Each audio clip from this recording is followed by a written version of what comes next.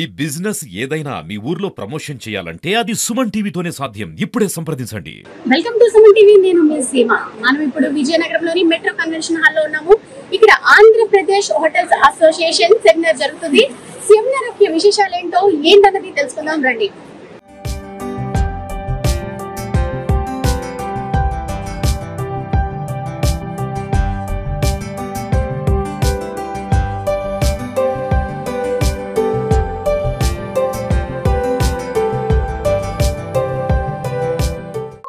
General body meeting ఈ రోజు విజయనగరంలో పెట్టడం జరిగిందండి.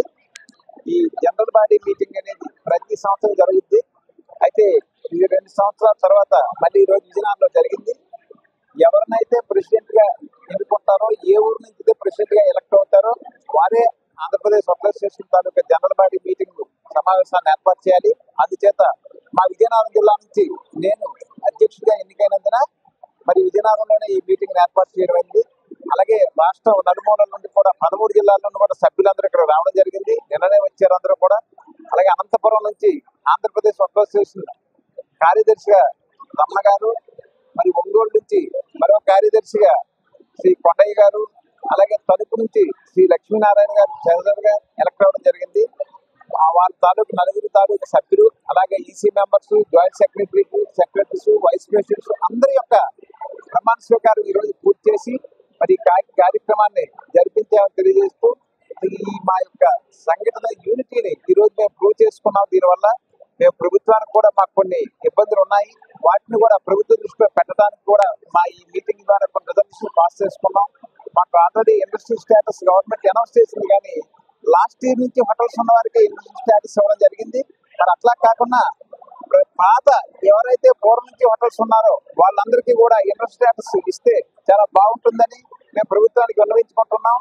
అలాగే ప్రతి ఒక్క ఫైనాన్స్ కూడా మేము చాలా ఇబ్బందులు పడుతూ ఉన్నాం. మరి ఇండస్ట్రీ స్టాక్స్ ఇవ్వడం వల్ల మాకు ప్రాపర్టీ ట్యాక్స్ అయితేనేమి, జిఎస్టీ అయితేనేనండి, ఇవన్నిటి మీద, అలాగే ఎలక్ట్రిసిటీ బిల్స్ మీద కూడా మాకు చాలా తక్కువటువంటి మొత్తంతో మా ఖర్చులు జరిగితే మంచిది.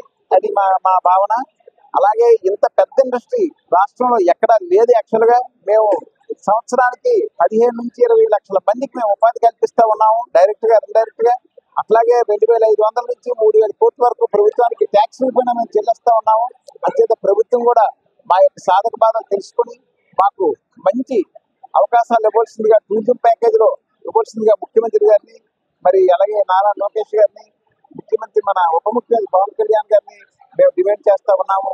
మరి అలాగే అర్ధరాత్రి 12 గంటల వరకు కూడా మాకు అసలు పర్మిషన్ ఇచ్చి ఉన్నారు ప్రభుత్వం, కానీ కొన్ని జిల్లాల్లో జరగట్లేదు.